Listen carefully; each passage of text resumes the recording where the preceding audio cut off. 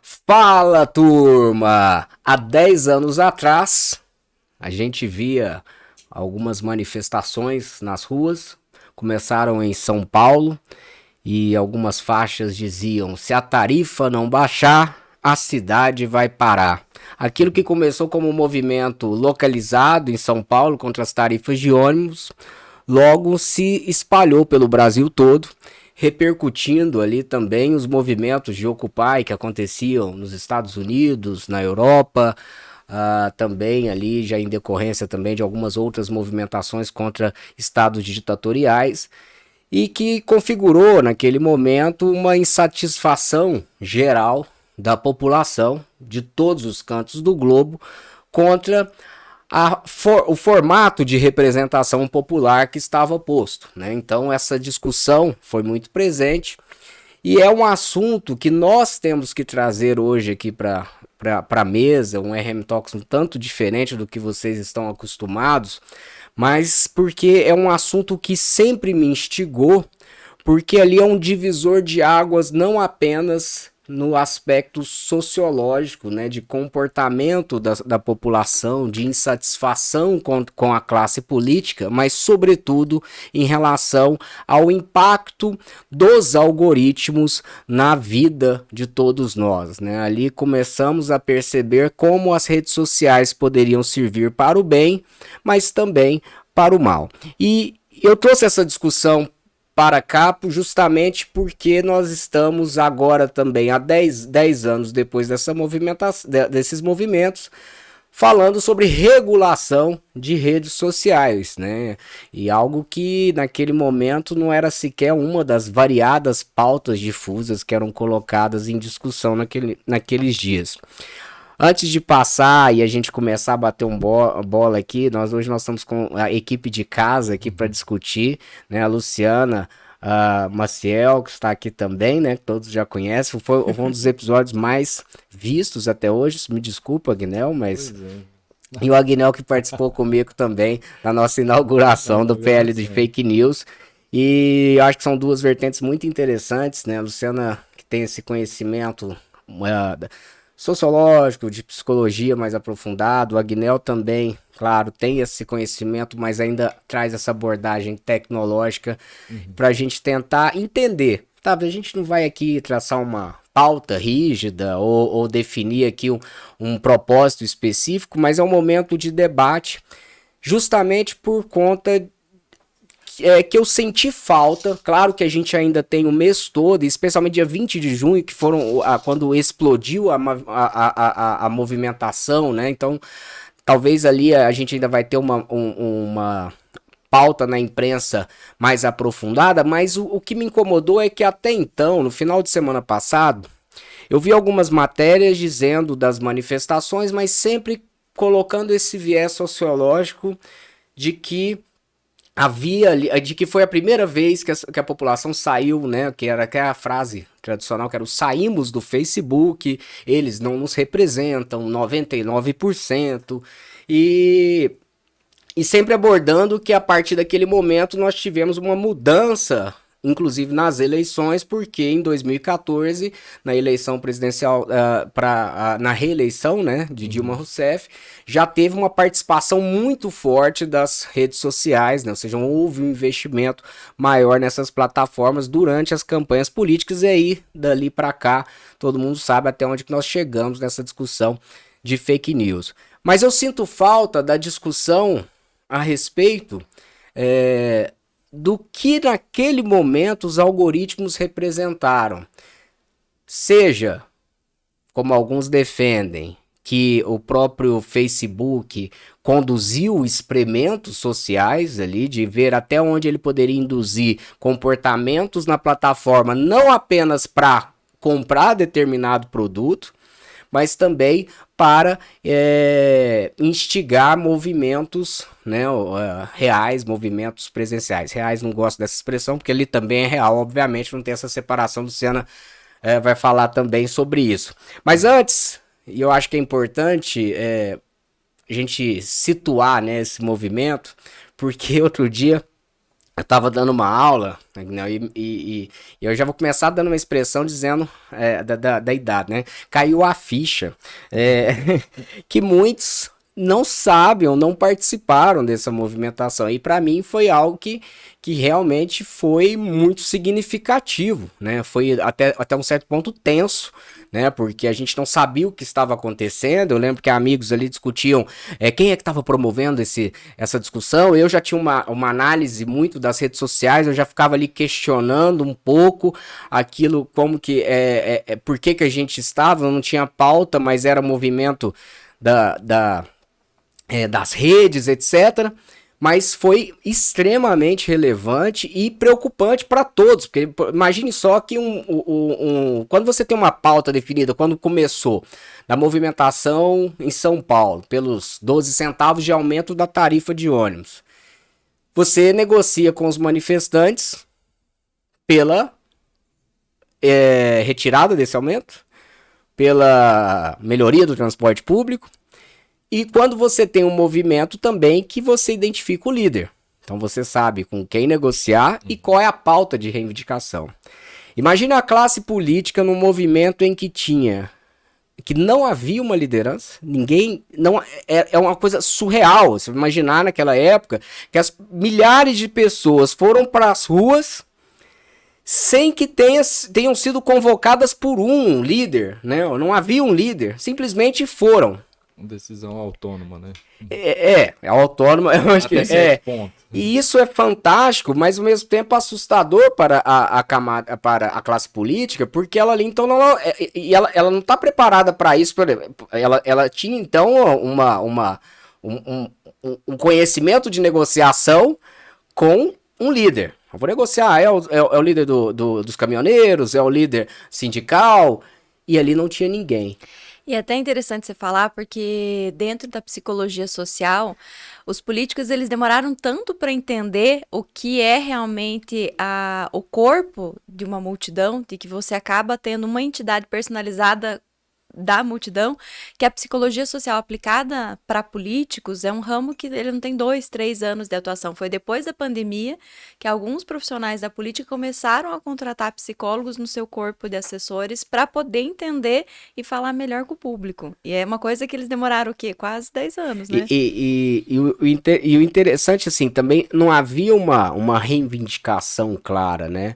Eu lembro que um amigo me questionava, eu não vou nessa manifestação porque eu não sei quem tá por trás disso, eu não sei, a gente até discutia, eu lembro, é como se fosse hoje, eu até correndo num condomínio, e a gente discutindo, preocupado com aquelas movimentações eclodindo, e a gente discutindo ali num grupo, nem lembro que grupo, de onde que era, acho que era do WhatsApp aí já, mas a gente discutindo isso, e ele com razão. Hoje eu vejo assim que também havia uma preocupação ali legítima, né? De se aquele movimento era capitaneado por alguém. Eu, como estava dentro do meio de redes sociais já, de discussões jurídicas, etc., para mim, eu entendi um pouco esse movimento, embora naquela época eu estava lendo ainda o Elie Pariser, que era o filtro invisível, já falava das bolhas, eu comecei já a preocupar com isso.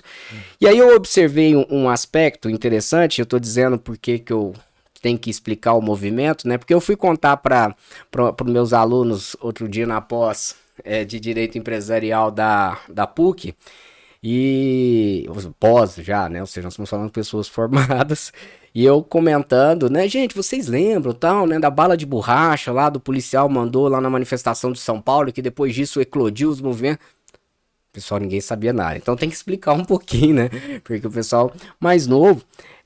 Mas para mim, e aí eu vou encerrar, vamos dizer, essa primeira explicação, só com o histórico, para a gente entrar mais na discussão que a gente se propõe, ficou muito claro duas coisas ali. Primeira delas, claro, do efeito da rede social e de como a gente se indigna, ou se a gente pode se influenciar pelo aquilo que a gente está vendo.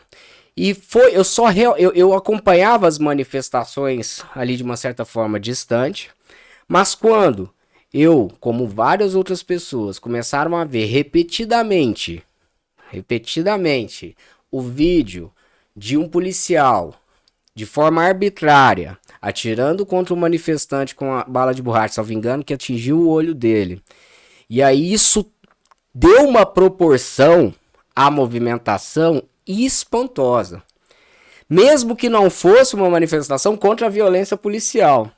Mas aquele vídeo, ele fez a gente se rebelar. E aí sim, claro, tem todo o aspecto sociológico, sim, a gente estava com a gente ainda tem essa ausência de representação, esse sentimento de ausência de representação adequada, mas ali eu percebi, e foi comigo assim, tá? Eu me incluo, né, nesse efeito, vamos dizer, manada, né? Mas ali naquele momento eu falei, pô, eu também tenho que ir pra rua. Isso não tá certo. Não pode ser dessa forma. E aí eu também fui pras ruas e me manifestei em junho de 2013. E só para contextualizar, porque eu acho que é importante a gente entender esses aspectos, depois essas manifestações arrefeceram. E um outro ponto, né, dos dois que eu citei, um outro que me chamou bastante atenção, posso estar fazendo aqui algum viés de teoria conspiratória, mas logo que Mark Zuckerberg veio ao Brasil negociar com o governo federal um programa de levar a internet para as comunidades mais distantes a partir de balões, não sei se você lembra disso, balão que eles levariam as conexões, etc., muito antes de Starlink, de Elon Musk, etc., com um programa com o governo, as manifestações não mais conseguiam a mesma intensidade. Tentaram algumas vezes, mas elas não eclodiram. E eu, tá? E aí eu tô dizendo, a minha percepção pode ter, tem vários vieses nisso que a gente pode discutir. Percepção do Rafael, naquele momento, é de que, opa, parece que o algoritmo mudou. Ele não está me mostrando mais tantas coisas para me instigar aquele sentimento de raiva para sair para as ruas, de indignação, e ficou mais ameno, vamos dizer. Ficou me mostrando ali aquelas, vamos dizer, trivialidades. E aí acalma o coração. Nesse momento eu falei, opa, tem alguma coisa errada. Alguma coisa está acontecendo aqui que é interessante. E é impactante. Só para a gente finalizar essa primeira parte, só para deixar quem está nos assistindo a par, eu vou só trazer aqui uma cronologia dos fatos, tá? Então, dia 6 de junho, nós tivemos as manifestações em São Paulo. Lembra aqui, ó, algumas passagens aqui. 3h20 é roubo, se a tarifa não baixar, a cidade vai parar. Era o movimento até então, que era o movimento passe livre. Depois teve uma evolução deste movimento aí para mais à frente. Veio a repressão. Então não é uma percepção só minha, né? Teve vários episódios de violência policial contra jornalistas e manifestantes que causaram essa revolta. E os protestos se espalharam. E aí no dia 17 de junho teve aquela manifestação de invadir o Congresso. Nós não tivemos uma invasão, igual nós tivemos agora no 8 de janeiro. Mas foi aquela que assustou deles em volta ali do Congresso, né? Que tem cenas emblemáticas, assim, né? fantásticas, aquela sombra das pessoas, né? Ali no Congresso. E depois nós tivemos em 20 de junho a grande manifestação, que foi quando surgiu a expressão "o gigante acordou", né? E aí, eu só para Dentro desse contexto do gigante acordou, nessa cronologia, é importante a gente observar também que os manifestantes, eles, em determinados grupos, eles entravam em atrito entre eles mesmos, porque parece que tinham grupos que queriam assumir aquele movimento como, não, isso é partidário, isso tem uma polarização de esquerda, parece que queriam assinar uma coisa que estava acontecendo em termos de movimento, né? E aí eles começaram a guerrear entre eles lá, manifestante contra manifestante mesmo. E até para a gente abrir esse debate, eu acho que esse ponto, eu lembro duas questões interessantes, até por amigos políticos, que não sabiam. E aí? Nós temos que manifestar. No começo, ninguém... Era impressionante. Ninguém falava nada. Tava todo mundo tentando entender, Era né? proibido. Partido de esquerda, partido de direita, ninguém falava nada. Era uma coisa impressionante. E aí, quando entender, falou, opa, mas não dá pra ignorar, a gente tem que ir. E aí, aí os políticos começaram também a ir para a rua. Depois que alguns anônimos começaram a se tornar referência, os políticos falaram, peraí, deixa eu tomar palco nessa história, porque as primeiras eu não pessoas digo nem nem, foram. nem em relação a ter um protagonismo. Eu digo assim, sair para o movimento, mesmo nas suas redes sociais particulares, eles não manifestavam. Eu digo até contatos próximos. Eu via que eles estavam assim, cara, tô querendo entender o que é isso aqui. De Tô onde que preocupado, o veio, que tá de onde surgiu. acontecendo? Isso aqui não tá no meu livro de ciência política que eu estudei, peraí.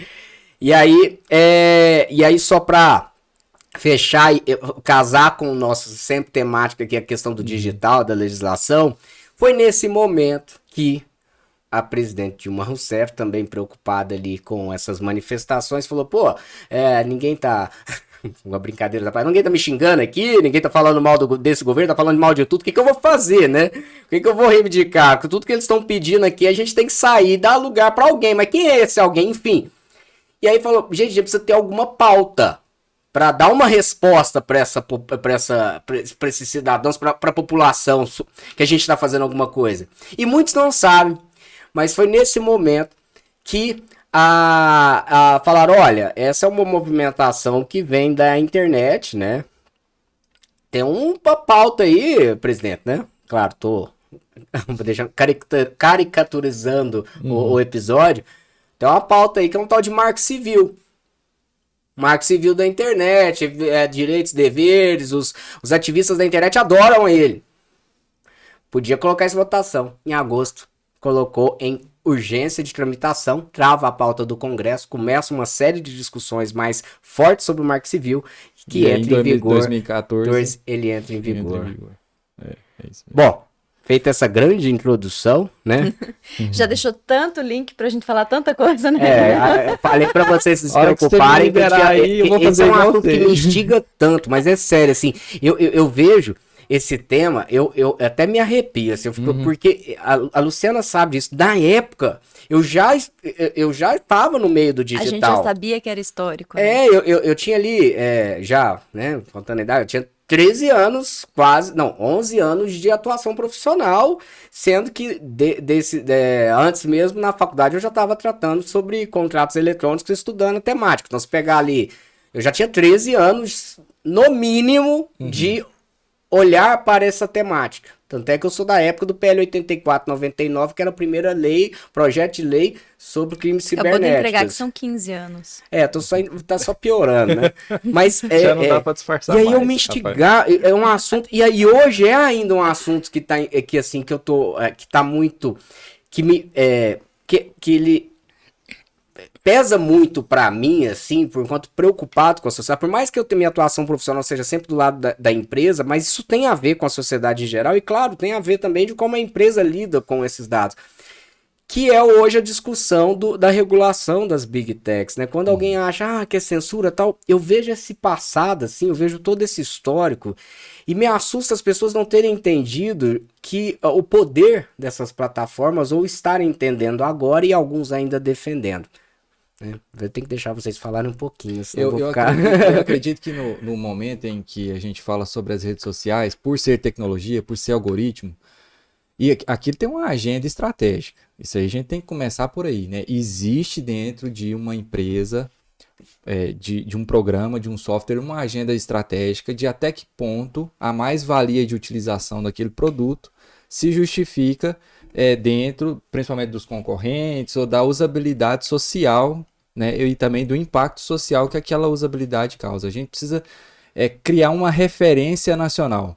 O mercado latino-americano tinha ele era de maneira desprezado pelas Big Techs até então, pelo posicionamento de utilização, porque existia uma inviabilidade técnica, que era conectividade, e também o preço dólar da importação dos produtos que, claro, eram importados. Então, a gente tinha em meados de 2006 até 2011, a gente tinha aquela inviabilidade de acessibilidade mesmo, ou seja, o acesso ainda era muito precário.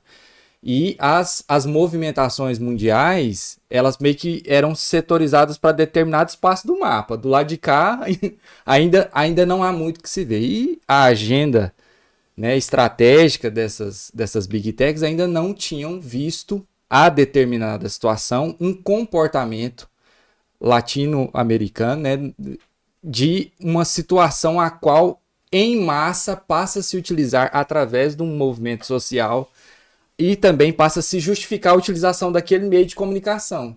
Então, na agenda estratégica daquela Big Tech, fala, opa, a partir desse contexto de utilização, quando nós nos tornamos vitrine nesse acontecimento, eles não vão usar a rede social, ou não vão usar esse tipo de ferramenta só para isso. Daqui a pouco eles vão entender um mundo dentro disso, e essa pauta passou a ser, por exemplo, eu me lembro muito bem do meu pai ter um nível interessantíssimo e desligar ali o Boris, né, pela primeira vez, e passar a olhar para a tela do celular e pedir ajuda para isso, porque minha mãe já tinha mais disponibilidade, mais acesso com aquelas coisas. E ele, Sandra, deixa eu ver, me dá aqui, me dá o telefone. Então, assim, pela primeira vez a gente vê a introdução e a iniciação por interesse tecnológico nesse dado momento. Eu acho que foi nessa época também que o Facebook colocou o escritório no Brasil? Também, também. E é igual eu estava te falando, né? Existe aí uma justificativa que a gente precisa observar entre 2013 a 2017, que agora contempla a aquisição do Instagram, né? Como a gente falava anteriormente, que existiu, além de uma performance, não considerando só o Instagram, mas foi o grande e único inquebrável recorde do Facebook. Ou seja, nós aqui no Brasil, nós estamos no meio desse intervalo de ganhos. Nós estamos falando de 40,6 bilhões de dólares, né? E a gente está falando em um crescimento nesse intervalo de 517%. Gente, 517% da justificativa. Fala em publicidade dentro do Facebook. Então, assim, quando você me fala, né, agora, já nesse início, né, só para a gente clarear aqui, a justificação social que a gente teve de usar a ferramenta, né, de ter todo esse contexto de utilização, e a gente também fala do comportamento das pessoas na utilização, e também engloba o interesse em que as pessoas passam a utilizar, ou seja, agora eu tenho uma justificativa, eu tenho um motivo para utilizar, e a partir disso, o quanto isso se tornou difuso, né? Ou seja, o espectro de alcance deles conquistaram realmente. Agora, ou seja, eu tenho o dado de que agora esse povo tem um dispositivo na mão, eu tenho georreferência, agora nós estamos falando de algoritmo, né? De tecnologia. Então, isso passou a ser para eles um produto e um mercado muito grande e agora sim assistido. Ou seja, agora eu passo a observar e eu entendo esse volume de pessoas enquanto mercado. Eu tenho um mercado aberto. Ou seja, eu acredito que essa foi uma oportunidade de abertura de mercado dessas Big Techs nesse contexto. Né? Até puxando um pouco já para Luciano, para a questão da área do ser humano em si. É claro que ninguém foi pra rua porque o Facebook apertou uma chavinha e agora todo mundo tá insatisfeito. Não, as insatisfações de fato elas ocorreram, né? Luciano, eu acho que ali havia sim um sentimento legítimo daquele cidadão que queria reclamar ou da saúde ou dos impostos, enfim. O algoritmo, a gente passa a perceber que é uma ferramenta que nos faz ir contra isso, contra tudo que tá aí, né? Que era uma das outras expressões que tinham. Como é que é esse comportamento assim sendo influenciado pelas outras pessoas? Você indo para uma ferramenta agora que eu entendo que ela é a paladina ali o meu poder contra essas instituições. Fala um pouco desse lado, vamos dizer, do ser humano, né? Vamos lá, quando você falou de a gente abordar essa pauta, o que eu pensei, falei, nossa, 10 anos das manifestações de 2013, parece que a gente ainda tem os mesmos problemas, nada mudou. Aí eu tive um intervalo, falei, gente, quanta coisa mudou. Porque o cenário, contexto todo do que acontecia em 2013 e do que a gente vê hoje em 2003 são mundos completamente diferentes, inclusive do papel circunstancial que a tecnologia tem na nossa vida. Mas aí quando a gente começa respondendo o que você realmente perguntou, onde que vem o humano? A grande verdade é que nós somos seres sociais. Estatisticamente, se a gente for pensar do homem da caverna, as pessoas que souberam se associar em grupo, que se uniram a essa massa coletiva, elas têm muito mais chance de sobrevivência do que a ovelha desgarrada. Por questão de proteção, por questão de identidade, porque você tem aquele acúmulo de um com o outro. Em 2013, eu acho que aconteceu uma coisa que foi uma tempestade perfeita. De um lado, nós tínhamos algumas indignações políticas, vinha uma discussão já de alguns anos, começando a polarização que a gente tinha. Tinha o fato de que pessoas anônimas começaram a ter voz. Tem várias coisas que você pode ver, tem até um filme que acho que é Julia Julie, que era ela era uma crítica de gastronomia que ela tinha muita vontade de ter ela gostava muito de uma. Eu esqueci o nome agora, assim. Quando você tem esses programas de culinária, uma apresentadora, e aí ela começou a fazer as receitas do. Tem até um filme bem legal com Mostrava da esse. chefe lá, do É, apresentador. e ela começou a fazer as receitas e colocar no blog dela, mostrando onde que dava errado, e ela começou a ter mais audiência do que a própria apresentadora, porque ela tinha uma humanidade. Então os anônimos começaram a poder falar. De repente eu soltava uma coisa no Twitter que no começo eu apenas contava onde é que eu tava, os políticos davam um pouco de informação da sua plataforma. Aí de repente o anônimo também falava e outras pessoas interagiam porque tinha aquela conexão da identidade de dizer, nossa, ele tá no trânsito igual eu. Nossa, a filha dele também faz birra. Então começa a surgir. No Brasil, a gente ainda tem um terceiro fator de que a gente transforma tudo em algo cômico. A questão do meme, o quanto as pessoas fizeram isso se tornar agradável e necessário. Hoje, uma manifestação de amor dos meus colegas de faculdade é quem manda meme pro outro. Fala assim, nossa, Luciana, você nunca me mandou um meme nas redes sociais. Eu falei, pois é, mas eu gosto de você. Então, eu acho que todas essas questões são tempestades perfeitas. E por que de repente uma coletividade ela toma corpo? Pelos seguintes motivos. Primeiro, quando eu decido igual ao grupo, por mais errado que eu esteja, a culpa não é minha. Agora, quando eu decido fazer diferente, eu trago um foco, um spotlight para mim, que nem todo mundo dá conta de bancar. É muito mais fácil você fazer você também tem aquele medo de estar perdendo. Gente, tá todo mundo em manifestação. Parece que isso é importante. Como é que eu não vou fazer parte disso? Foi o que você falou. E a gente tem a despersonalização. O que eu faço enquanto grupo não é meu, é o grupo. A briga da torcida. Não foi o Rafael que brigou com a Guinel, foi a torcida dos times tal que brigaram. E aí, se você conseguir ainda trazer outros elementos, colocar pessoas uniformizadas ou mesmo parecidas, ou que tenham as mesmas coisas, que são as bolhas, eu agrupo muito mais e eu consigo entender, gente, eu tô muito certo. Porque a partir do momento que eu crio identificação com outras pessoas e eu encontro eco nessas outras pessoas, eu tenho certeza de que o que eu sempre pensei estava certo. E as redes sociais, elas permitiram essa criação de bolha e com o prejudicial do algoritmo de que ele só me mostra quem concordava comigo, eu tinha certeza absoluta que eu estava certo. Aí esse é um ponto que agora a gente vai casar. Eu quero uma opinião do Agnel também em relação a isso. Assim, eu tava vendo o livro que até recomendo, é um livro desses que tratam esses. Eu não conhecia, do Marcus Fisher, é um repórter, acho que só me engano, do New York Times. O livro chama Máquina do Caos.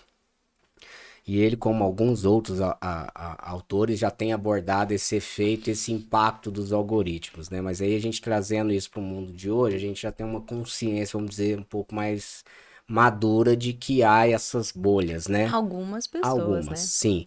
E aí eu vi uma passagem dele que eu achei muito interessante, fica muito didática, né? Que ele fala assim que quando a criação ali do grupo, né, dessa questão dos grupos, né, dessas bolhas, faz com que você se rebele contra aquilo que não está dentro do seu, daquela, não concorda com você, vamos dizer assim, né, ele está fora daquele seu, daquela sua sensação de razão, da sensação ali de verdade. E eles fazem isso, o algoritmo, porque quando você percebe que está dentro de um grupo, você se sente confortável, né? E aí você ficaria mais ainda na ferramenta. E aí quando você está no grupo, eles citam um estudo com raposas, não sei se você conhece esse estudo, Luciano, mas nem entendi, eu vi muito ainda por cima, não sei exatamente como foi o estudo, mas o que eu compreendi é que quando tudo que colocava em risco o grupo, eles tinham que ir lá e eliminar. Então, alguns desses grupos poderiam usar a violência, como quando apareceram os black blocs, né, que foram, que começa, ou aí tem gente que fala que é infiltrado, não, mas eu acho que isso talvez não necessariamente, eu acho que faz parte do comportamento humano, assim, você tem ali o grupo, uns vão mais tranquilos, outros não, mas todos contra aquilo. E a gente viu isso muito nas eleições, né, que é a polarização, ou seja, aquele que tá contra o meu grupo e tal. E aí, para fazer esse link com a tecnologia, não necessariamente, né, o que ele fala, que Zuckerberg pensou numa máquina de controle social, tá? Mas eles têm o negócio deles é manter as pessoas engajadas na plataforma. Retenção. É o retenção. voyeurismo da coisa, né? Eu preciso que a pessoa fique na plataforma. E aí ele fala, mas eles têm culpa. Ele fala, olha, mas quando as pessoas chegaram para eles agora e disseram, olha, sua ferramenta tá criando um potencial, assim, de de destruição da sociedade muito forte. Eles falam, porra, mas dá dinheiro pra caramba. Essa é a agenda estratégica. É o que Então, dá assim, ele não dinheiro. tá preocupado se você igual o pessoal fala, é da esquerda, é da direita, Elon Musk comprou o Twitter. Eles estão preocupados em que você fique na plataforma, só que isso agora começa a ter esses impactos, né? E aí, quando a gente fala da ferramenta, tá querendo que você fique na plataforma, os produtores de conteúdo também querem que você fique no conteúdo dele. E perceberam que uma coisa que engaja muito é a revolta. Então, nem que eu crie uma fake news, eu vou polarizar do um contra o outro. E é por isso que hoje a gente tem tanto problema na produção de conteúdo. Porque o que polemiza e engaja é o que... Então, assim, mas voltar lá atrás, naquele momento, assim, em 2013, o algoritmo já trabalhava com essas bolhas ou ainda estava num experimento? O que você acha, assim? Ó, o algoritmo na arquitetura dele, a engenharia dele, lá no começo dele, né, quando a gente vai falar sobre a estruturação do software em si, ele já tem uma coisa que a inteligência artificial faz hoje que a gente acha isso, fica super admirado, né? Que é o controle de percepção semântica, ou seja, ele tem um grupo semântico. Só daí, grupo semântico já é uma bolha de utilização de assunto.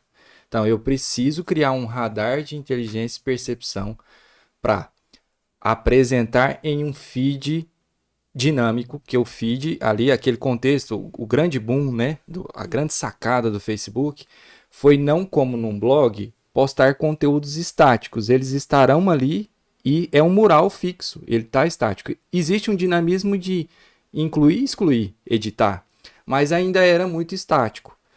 O Facebook vem e fala, não, vamos propor conteúdo dinâmico A partir dessa a semântica partir desse grupo semântico de percepção. E aí, quem que passou a ser o principal instrumento de percepção semântica? O like.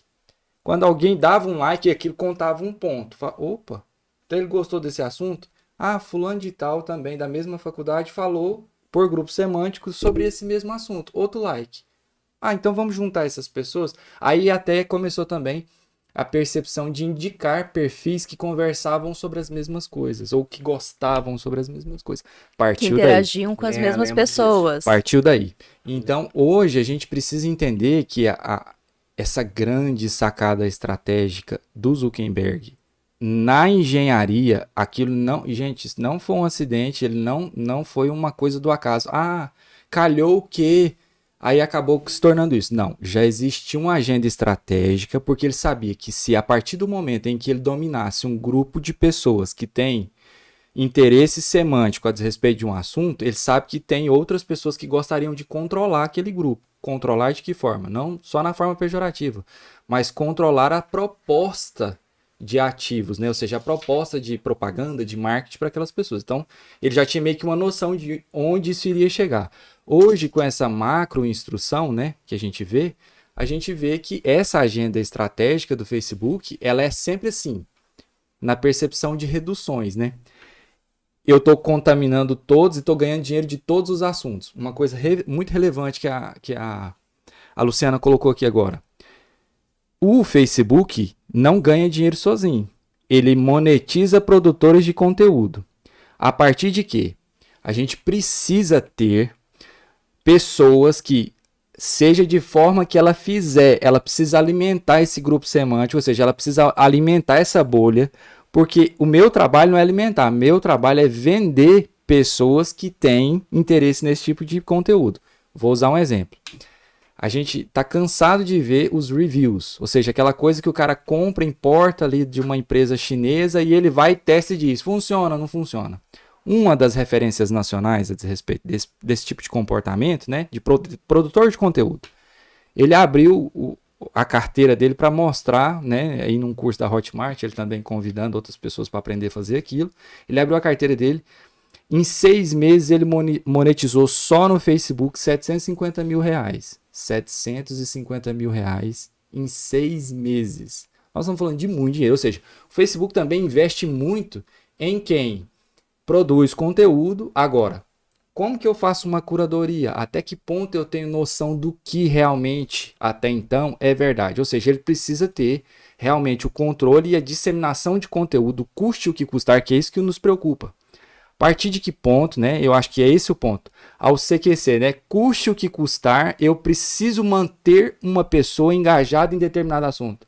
Às custas de fake news, às custas independentemente do assunto. Independentemente eu quero é que a pessoa do fique assunto, ali. eu preciso fazer a retenção. Então, assim, a gente precisa só observar aqui, agora acho que esse é um excelente ponto, observar até que ponto, nessas manifestações, né? Naquele momento, esse tipo de abrir para todos e qualquer conteúdo, mas que eu consiga justificar a usabilidade de uma plataforma, foi puro só manifestação, ou seja, foi puro e simples, nativo, pessoas se manifestando por coisas. Ah, opa, peraí. Então você tá colocando então que não só o algoritmo estava... porque tem um viés aqui que é uma questão importante. Há quem acredite que o colocar aquele vídeo da violência policial no feed ele foi uma estratégia para testar a massa e ir pra rua, tá? Então, assim, por exemplo, não aqui no Brasil, mas tem questões estudos sobre a Primavera Árabe, etc. Também então, colocaram isso no Cambridge Analytics, né? A possibilidade essa discussão. Isso. Ou seja, isso seria algo deliberado do provedor, né, de aplicações da plataforma. Há uma outra que é que a plataforma ela foi criada para manter a pessoa dentro, e aí a partir do momento que há uma similaridade de preferências, aquele conteúdo naturalmente pelo algoritmo, não com uma ideologia política, ele vai aparecer.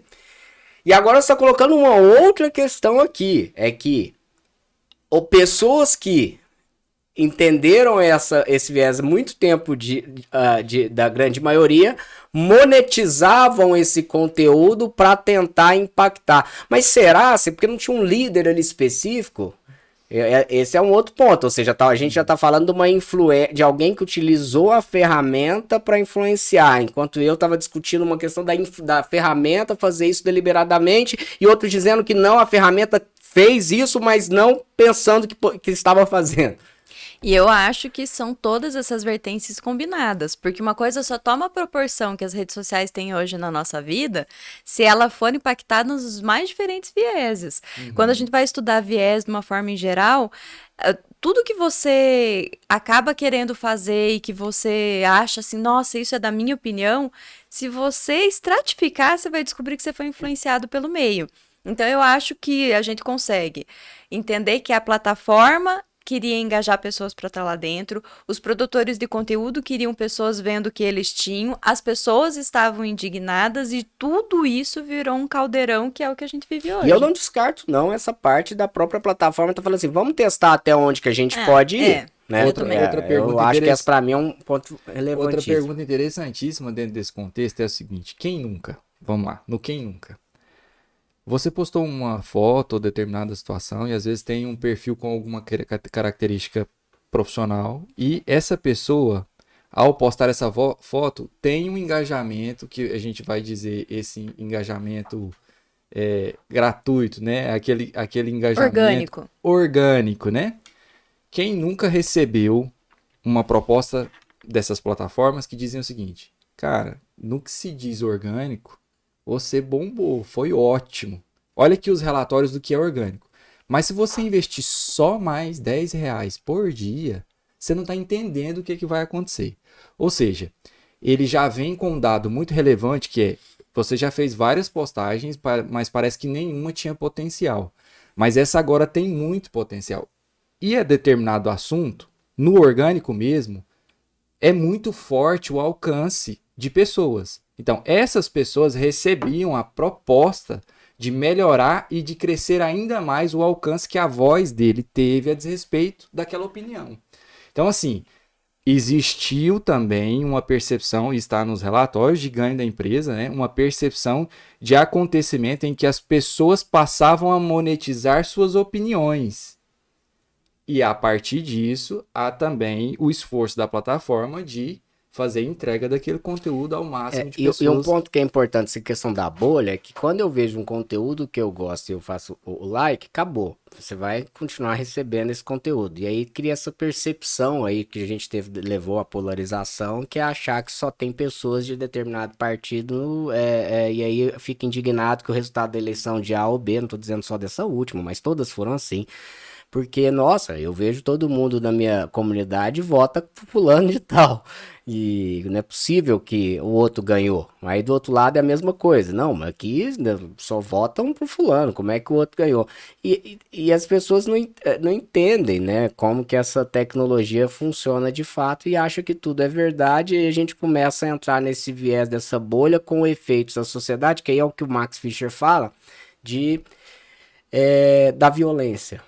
Ele fala, por isso que ele, né, também fala da máquina do caos, porque aí as pessoas começam a ficar indignadas e se sentem legitimadas a cometer um ato de violência, seja invadir um congresso, seja a matar alguém numa festa de aniversário, porque a comunidade, o grupo lhe deu esse direito, vamos dizer assim. E lembra que eu comentei o quanto o grupo ele se torna mais forte se eu tiver características de despersonalização, que é o uniforme, o mesmo corte de cabelo, é por isso que a gente faz isso, por exemplo, no exército, presidiário, etc.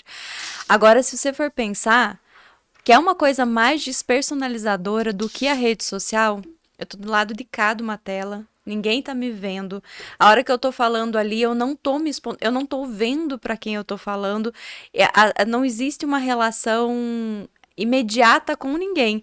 Então eu consigo liberar o meu melhor e o meu pior. Isso e assim, antes da gente discutir da parte da bolha, né, lá atrás com o Orkut, né, quem lembra uma rede social, vão dizer que não tinha tanto esse trabalho de inteligência, semântica, etc.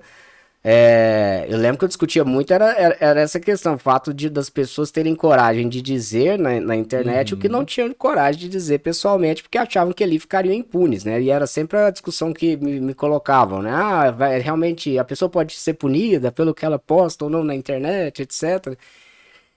E era realmente algo preocupante, né? Porque não entendiam o efeito que às vezes, uma difamação poderia gerar, né? Porque antigamente você Só tava dando minha opinião, tava né? dando sua opinião, ficava ali restrito, tô só falando, não quer ver, não veja, né? Eu lembro muita gente falar, é só não olhar, para de seguir a pessoa. Pô, mas não é eu seguir, eu ver, a questão é que aquilo ali de repente toma uma proporção e aí, só um outro ponto em relação a dado e a questão de retenção do usuário, que justifica o que muitos me perguntam, mas por quê? Outro dia no escritório mesmo, o Dr. Marcelo foi pegar um caso, ele trabalha muito no preventivo, com privacidade e tudo, e ele me pediu para olhar uma questão de um processo que a gente move contra o Facebook, vários, né, assim, ou é de remoção, ou é de identificação de perfil falso, etc.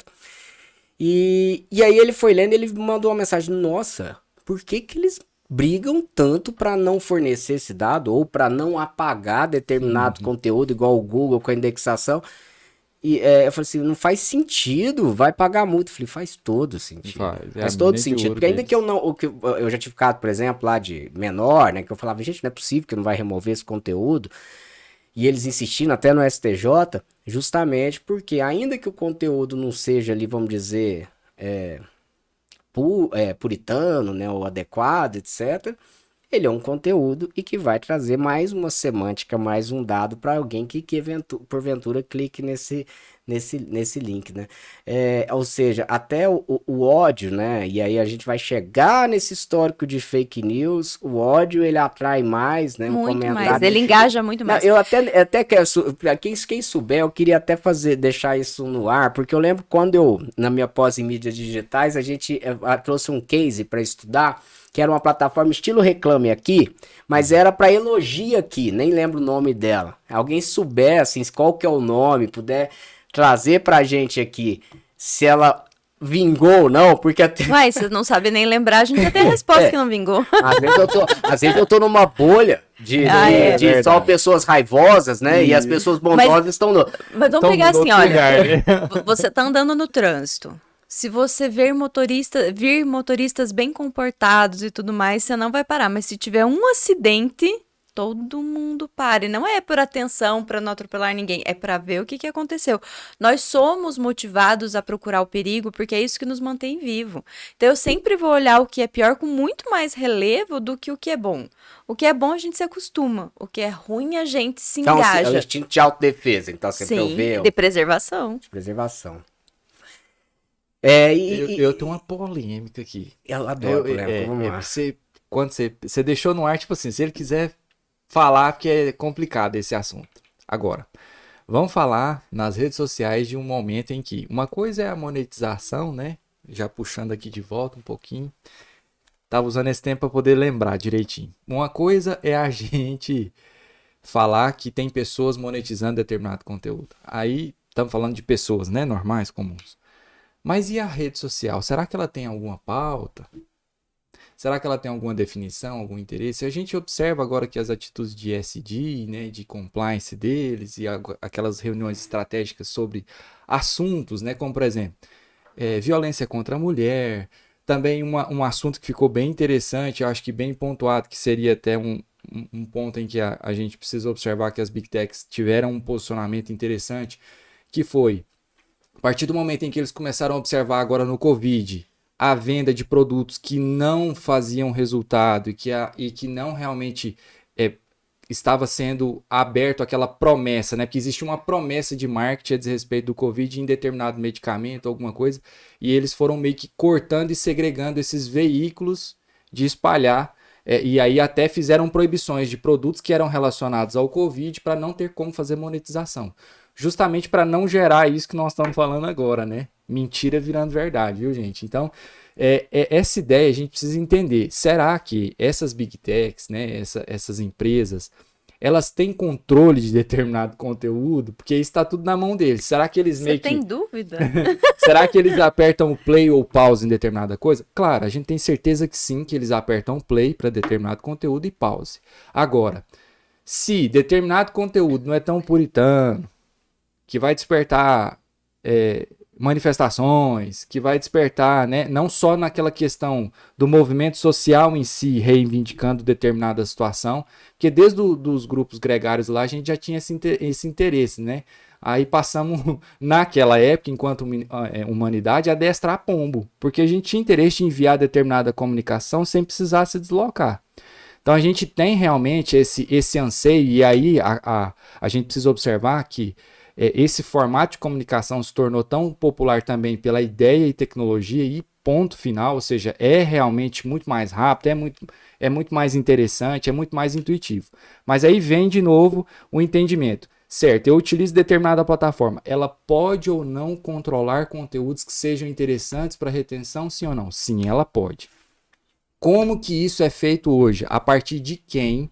A partir de qual curadoria, decisão ou contexto administrativo essa decisão acontece? Hoje, ao meu ver, né? O que aconteceu ali em 2013, a gente tem proporções maiores de maneiras diferentes, e agora o contexto estratégico depois da resposta do Mark Zuckerberg ao Parlamento Europeu, né? Ou seja, o formato em que ele se comportou ali, se eximindo de tudo, né? Ou seja, não vi, não sei, tem raiva de quem viu, não sei de nada. Então, aquele comportamento, a partir de então, depois que ele volta daquela situação, né? Ou seja, acho que um contexto mais emblemático, jurídico, né? Das leis de proteção de dados que o Facebook já sofreu. Quando ele volta para casa, qual foi a decisão estratégica do Facebook? é em que ele realmente mudou. Ou seja, hoje, daquilo que era antes, agora, eu não vejo diretamente o Facebook preocupado. Não, Sinceramente, assim, eu na não verdade, vejo. nesse caso que você está citando do Parlamento Europeu, do caso da Cambridge Analytica, no máximo que eles fizeram depois disso foi colocar mecanismo de segurança para evitar o data scrapping, né, que é a extração dos dados da plataforma, assim, tentando colocar mais controle. Mas em termos de estratégia de conteúdo, pouco mudou. Eu só queria fazer um ponto aqui que eu anotei, que eu acho que assim, é um link interessantíssimo, porque, especialmente nas últimas eleições, a gente vê essa raiva com a mídia, né? Uhum. Então é o jornal Os A, light sound, ou é né? a Globo, ou é Record, ou é Jovem Pan, etc., que são ali de partidos A ou B, e aí não validam nada do que essa mídia fala, e aí, de repente, eles validam aquilo que é recebido do Facebook. Então, imagine só que então o Facebook, se tiver eu tô dizendo Facebook, mas pode ser Google, É isso que etc, eu queria tá? pontuar. A gente tá falando muito do Facebook, mas a gente tem que pensar em todas as redes, né? O poder que o TikTok tem hoje, o próprio Sim, YouTube, sim, né? Assim, tudo. vamos... Até mesmo Insta, Spotify, né? Mesmo sendo da Meta, todas né? as plataformas, né? Isso, claro, vamos deixar bem claro, então, que agora servem para redes todas, não sociais. são Isso. todas as plataformas digitais. Aí imagine só que essa plataforma então tem uma linha editorial e que ela de repente, ela realmente, sem critérios jornalísticos, tá? Então, vamos dizer que ela pode determinar que a gente vai apoiar determinado partido. Ela vai fazer isso sem redigir um único editorial. Ela vai simplesmente alavancar aquelas opiniões que são que são coerentes com a linha editorial que ela escolheu. Então veja só a diferença. O Estadão resolve ele tem uma preferência e tal, o que eu acho até que às vezes exageram muito, tal, mas sempre tem alguma linha editorial, beleza. Ele tem ali, ele publica um editorial, é publicado por ele, você sabe que é dele, etc. Tem um efeito. O Facebook não publica nada, ele vai simplesmente pegar a opinião desses influencers que são a favor do que ele determinou E disseminar mais. e disseminar. E aí tem um efeito pior. Por quê? O cidadão que recebe essa notícia, ele não recebe em nome do Facebook. Então ele não se rebela contra o Facebook. Ele vai se rebelar contra quem? Contra a mídia que não falou aquilo que ele ouviu. E por quê? Por que aquilo ali é validado por ele? Porque foi o amigo fulano que compartilhou e que comentou. E aí ele entra de novo na rede social e ele vai validando esse conteúdo porque a rede vai mandando para ele outras pessoas e de repente ele só vê aquilo e fala, cara, como essa mídia estabelecida, ela é hipócrita e ela quer tomar o poder e que ela defende fulano e defende ciclano. E as pessoas não têm essa percepção de que a rede, as plataformas digitais, elas têm essa capacidade de ter linhas editoriais sem nem assinar determinado conteúdo. Tem um estudo dentro da psicologia em Stanford que eles estão vendo dessas linhas editoriais, inclusive que eles estão estratificando que o mesmo usuário tem comportamento diferente. É a raiva do Twitter, a vaidade do Instagram, o LinkedIn é outra situação. E eles estão analisando o quanto a plataforma ela já consegue realmente direcionar e que a gente tem contratos invisíveis com essas mesmas plataformas, apesar de eu ser a mesma pessoa, eu me comporto diferente nesses ambientes digitais. Sim, e aí eu vou puxar para um outro, assim, linkando. Então, se eu tô validando conteúdo indiretamente a partir de outras pessoas, nós vamos cair naquilo que a gente tá falando aqui dos influencers, né? Ou seja, dos produtores de conteúdo.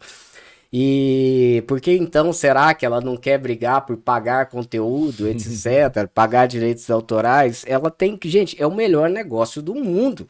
Ainda que eles tenham travado muita gente, deixado muita gente em Shadowban, mas é que eu acho que é dentro das linhas editoriais, da briga que eu tô disposto a até tomar. mesmo, aí é o cancelamento também, volta para a questão da discussão dos grupos, né? Eu posso cancelar alguém em rede social porque eu tô me sentindo confortável que ele não fala o que eu gosto, tal.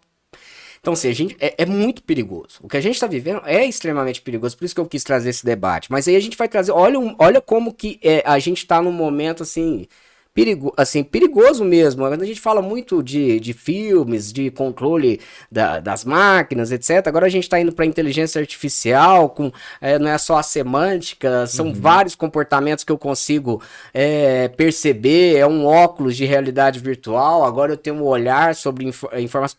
É muita coisa. E aí a gente vê uma proliferação. Vai parecer que não tem muito link com o que a gente está falando, mas tem total de bets. Eu querendo falar nisso. Eu tô muito cismado, assim, cara, eu fico vendo, assim, bets, cassinos virtuais, apostas em moedas digitais, golpes de aplicações, etc, mas, tá, tudo bem, esquece esses últimos de golpes. Vai mudar o mas, cenário de competição. Cara, eu vejo um jogo hoje, você só vê bet pra lá e bet pra cá. E até aquela outra empresa que foi fazer até piada com isso, né? Mudou, ela não tem o nome de bet, aí fala que todo mundo tem bet, que trouxe bet, bet faria, etc e tal. Não tô ganhando nada dessa empresa. Mas o que me chamou a atenção, e a gente tava discutindo outro dia num grupo, é como eles utilizam os influenciadores. Cara, é impressionante. Eles pegam assim... Quem o cara que é um influencer ou é uma personalidade, ele vai fazer o fulano aplicar naquele cassino ou fazer a aposta da bet, não sei o que, e os caras vão falando. E eu lembro disso, porque eu discutia isso quando dava aula em pós de comunicação, multimídia, que era, a gente discutia a questão da validação de uma personalidade por determinado conteúdo. Então o Agnello é um ator global, famoso, ele vai falar de um creme hidratante excelente, e ele faz essa propaganda dizendo, gente, eu passo por isso que minha pele está assim, etc. E fala, nossa, o Agnello usa, eu vou comprar esse creme. Aí eu compro o creme tem um efeito, ele nunca usou, porque ele achou o creme horrível, mas ele fez a propaganda. E aí esse creme começa a ter uma série de consequências nas peles das pessoas. E aí a discussão jurídica que se coloca ainda é até que ponto que o Agnello é responsável também por ter incutido nessa cadeia, a compra nas pessoas. E tem sim jurisprudências que falam que ele tem essa responsabilidade, por isso que alguns globais hoje perdeu essa importância, né? Mas alguns influencers, celebridades, TikTokers deixam e escolhem determinado tipo de conteúdo. E aí eu fico pensando, esses influenciadores, essas personalidades do esporte, eles estão observando, eles olham se aquela bet ela é legítima, se aquele cassino é legítimo, se aquela moeda digital que ele está comprando é boa mesmo. Cara, não olham. Não tô dizendo que as bets são algo ruim, mas a gente tá vivendo, a gente talvez tá entrando numa outra bolha, né? E talvez bolhas dentro de bolhas, de uma manipulação de esportes, que a gente viu agora, uma manipulação, porque a pessoa quer ganhar e tal, só que no fundo aí você pune o cara que roubou no jogo. Mas e o cara que incentiva todo mundo a apostar? Eu não sei, sabe? Me parece que isso não é muito adequado enquanto sociedade. Eu tenho muita preocupação com esse cenário que está se colocando, em termos de comportamento mesmo e riscos. Tem na tecnologia um estresse de marca muito rápido também. Isso preocupa qualquer produto, né? Se a gente for observar um produto em si, o estresse de marca muito rápido, ele tá falando alguma coisa sobre o nicho. Ou seja, se uma marca ela percorre um estresse muito rápido de utilização, e agora sabe como é que os influencers aproveitam para dizer isso? Aproveita que o joguinho é novo e vocês sabem que o joguinho no começo paga. Tá pagando. Ou seja, essa frase do joguinho tá pagando logo no início fala sobre uma característica onde ele precisa primeiro ofertar, que há possibilidade de ganhos com isso, mas depois, em determinado momento daquela linha de oferta do produto, ele vai entrar para uma escassez de jogo, que a gente já sabe como que funciona essa engrenagem. Esse até não é o ponto, mas toda vez que a gente observa o comportamento, né, daquele influencer, a gente vê que ele está vendendo ali uma experiência por identidade, mas ele mesmo não continua com a mesma marca durante muito tempo. Ou seja, é necessário, e eu já vi isso pelo menos 2 ou 3 influencers, é necessário que exista sempre novos produtos nesse segmento do bet para poder ele continuar explicando que... E por trás são as mesmas grandes empresas. Né? Assim, eu acho que é um assunto que dá para a gente discutir até no viés de publicidade, psicologia, num programa inteiro para discutir como essas influências todas, mas eu acho que até o link principal que eu trago aqui é de que se a gente está falando de linhas editoriais, de que ele não assina documento e que ele produz, ele faz ali uma validação pelos influencers, e a gente está falando de regulação, porque eu realmente acho que tem que regular, porque eu preciso saber se o algoritmo tem ou não essa linha editorial. Eu preciso entender até que ponto que ele está tratando. A gente tem que ter mecanismos. Eu não sei dizer qual que é o melhor mecanismo. Cara, não sei dizer. Mas a gente precisa estudar junto, né, ter como alguma sociedade. coisa, sabe? Agora, sabe o que é essa tua linha do Bet eu acho importante? Porque vamos fazer um link com o que foi o começo do programa. A manifestação foi nós saindo do Facebook. Ou seja, todas aquelas discussões se tornaram reais. Hoje, eu acho que as questões das redes sociais, das plataformas de aposta estão entrando no mundo real, que você não gosta do real, né? Do mundo físico, porque invariavelmente, se eu tiver um engajamento maior em aposta, eu vou ter consequência no jogador.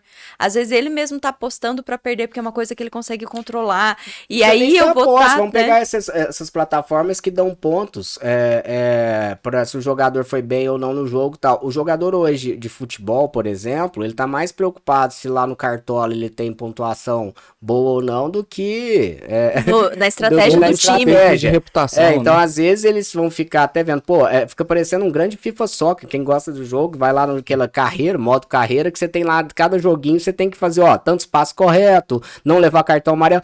Você tá mais preocupado com aquilo ali, você não quer nem saber se você vai ganhar o título ou não, porque você vai evoluir na carreira se você atingir aquelas metas. É talvez o mal da gamificação, né? Olha que tudo tá tão... É aquela história, vaidade, né? Meu pecado preferido. Infelizmente, a gente tem... Nosso tempo tá encerrando aqui, mas eu acho que acho que atingimos o objetivo. Eu ficaria aqui mais um tempão debatendo isso. Mas o objetivo de parar para pensar, né? Assim, do que a gente teve de junho de 2013 não foi somente uma manifestação de indignação, né, como Castells fala no livro dele, redes de indignação e esperança, mas talvez ali foi um movimento de redes de manipulação, talvez também que surgiu naquele ato e que hoje a gente está discutindo regulação das Big Techs e que nesse meio caminho aí, de repente, essas Big Techs eram quem estava pautando o TSE sobre impulsionamento de conteúdo. Olha, pode tudo na internet, desde que seja na minha ferramenta. É assim. Resolução, resumidamente, para quem não é do direito, a resolução é de propaganda eleitoral.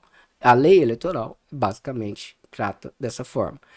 Ela podia banner, não podia banner antigamente e tal, não podia propaganda nenhuma na internet, depois foi evoluindo até que chegou, opa, vamos investir nessa área. E aí você me falar que assim, que elas não têm esse viés, assim, pode até não ter o interesse no partido A ou B, mas não estão nem aí se se o algoritmo pode ou não impactar, que é o que o Max Fischer fala, né? Justamente de que eles alertados, eles falam, daí, tô ganhando dinheiro pra caramba. O que eu acho que é importante a gente, para finalizar aqui, falar? Para finalizar cada um, vamos lá. Nós não estamos aqui como noticiadores do caos. Não é para todo mundo agora, meu Deus do céu, eu não posso entrar nas redes sociais. Mas a partir do momento que a gente tem conhecimento, e conhecimento, informação, ele é fundamental para que você se policie. Olhem para as redes sociais e para as formas como vocês engajam de uma forma funcional. Qual que é a função disso? Por que eu estou brigando? Se questionem nesse processo todo para que vocês não sejam parte dessa massa de manobra. Eu acho que o maior a mensagem que a gente precisa ter nos dias de hoje é que muito do que a gente acha que é a nossa opinião talvez não seja. Então se questione no seu íntimo. Justamente, eu acho que até esquecendo de falar assim, gente, a gente não é contra, eu adoro tecnologia e Zuckerberg, obrigado, foi uma baita ferramenta, cara, mas tem que dar uma olhadinha aí, porque pode ter consequências. Mas assim, gente, é ótimo, a tecnologia ajudou demais. Como ajudou? Só que agora precisa ter um pouco de responsabilidade, né, Gnel? Eu vejo assim, hoje a gente precisa ter a consciência, e fica aqui também, né, a dica para todo mundo, contextualizado de que a gente tem que ter essa percepção, esse filtro tem que ser nosso. A gente não pode ser filtrado por uma bolha, né? O filtro tem que ser nosso. O conhecimento, a partir de então, a partir daquilo que a gente faz, é realmente uma responsabilidade nossa. Se você hoje observa só assim, se você hoje faz a adoção de vários conteúdos de maquiagem, vamos usar um exemplo. Seguir, like, seguir. Você entra num contexto de bolha, um grupo ali de pessoas que vão receber conteúdo sobre aquilo. Faz o seguinte, tenta sobre um conteúdo só se desinscrever de tudo. Você jamais deixará de receber sobre aquele conteúdo que uma vez você se inscreveu, mesmo que você bloqueie. Ou seja, existe um interesse nos que se agregam a determinado conteúdo, mas por mais que você faça o opt-out, né, a decisão de sair daquele contexto ou não, realmente eu não quero, né, fazer parte mais desse grupo, existe uma dificuldade imensa. Então, a gente passa a entender também que, de certo ponto, por mais que você não aceite determinado conteúdo, alguém continua te propondo aquilo. Daí é uma grande balança, né, uma baliza para a gente entender o contexto, né, das redes. Eu acho que para finalizar, acho que a ideia nossa aqui é justamente trazer esse conhecimento para que a gente fique mais atento, né? Eu acho que uma vez que a gente sabe que isso pode acontecer, a gente não vai brigar com um fulano de tal porque ele pensa diferente de mim. Eu vou entender aquele processo de aprendizagem dele. Porque talvez aquele teu tio não é tão irritante assim, né? Ele só tá na bolha dele. E aí tem um ponto que você estava falando, eu lembrei aqui só para que eu recebi ontem uma atualização no Google Chrome, né? E que ele tá com uma possibilidade de bloquear alguns rastreadores, né? Deixar ali a informação mais clara. E aí eu fui tendo, né? Claro, já com uma tendência de apertar para não bloquear tal, só que ele não tinha um histórico ainda porque a ferramenta começou agora a apresentar quem que tinha rastreado, etc, alguma coisa assim. Eu falei, não, eu vou deixar marcado. Justamente para eu entender, né, o que de fato eles estão construindo ali para mim, assim, então semana que vem, aí eu vejo, poxa, porque aí você pode escolher o conteúdo, por quê? Porque eu não sou contra receber conteúdos direcionados, aliás, eu sou a favor, eu prefiro, né? Agora, se eu tô procurando um curso sobre gastronomia, a partir do momento que eu parei ou não quero mais, eu quero interromper, né? Então, eu acho que esse controle, essa consciência é que vai dar esse equilíbrio da gente ter boas ferramentas que não são úteis, que as Big Techs continuem ganhando bilhões, porém com um pouco mais de responsabilidade em relação aos seus impactos na sociedade. E acho que esse é que é o ponto que a gente tem que deixar para todos. Eu acho que mais do que responsabilidade, eu queria que tivesse mais transparência. É o que está no PL, que foi, infelizmente, denominado de PL das fake news, mas o PL é sobre transparência. Claro, tem uma série de questões, mas aí a gente tem um outro vídeo, é só você ir lá e ver sobre o PL das fake news, que está também em vias aí de votação. Tem muita polêmica por vir ainda. Guinel, seu último comentário, por gentileza. Bom, eu acredito que a gente está num momento interessante de aprender a se comportar, né? Eu tenho vivido o momento da maturidade, né? Quando a gente se torna pai, a gente tem aquela responsabilização, né? Aquele cuidado, aquele zelo. Então eu tenho vivido muito isso de ter maturidade nos processos. E uma das coisas que a maturidade exige é justamente essa situação do conhecimento. Então eu deixo aqui um incentivo mesmo para todo mundo procurar entender um pouquinho, conhecer mais, focar no entendimento daquilo que realmente participa de uma decisão sua ou aquilo que estão te controlando ou te manipulando, né? Hoje existem várias técnicas psicológicas para que isso aconteça. Então, meu incentivo fica justamente para a gente utilizar a tecnologia para aquilo que ela tem feito conosco, que é fazer a gente transcender em vários assuntos, mas também essa parte negativa, o ônus, né? Porque tem o bônus, mas a gente gerindo esse ônus, ter mais consciência da percepção e ser mais carinhoso com o tio chato, que não tem essa percepção, que não é fascista. Não é comunista. E ele só não teve conhecimento o suficiente para saber que ele está vivendo uma manipulação, uma bolha, né? E a gente ser mais amorosos uns com os outros aí. E não se esqueça, inscreva-se aqui no nosso canal, porque além desse tipo de conteúdo, essa percepção, né, quando você inscreve também, o algoritmo vai entender que você gosta de conhecimento sem vieses, né? Talvez ele já tenha essa maturidade lá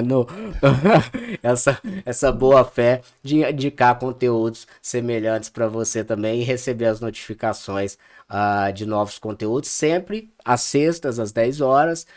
Nós temos a disponibilização do conteúdo, fora os outros bônus que são sempre disponibilizados a partir de algum tema mais emblemático. Fica o meu abraço e bom final de semana para todos.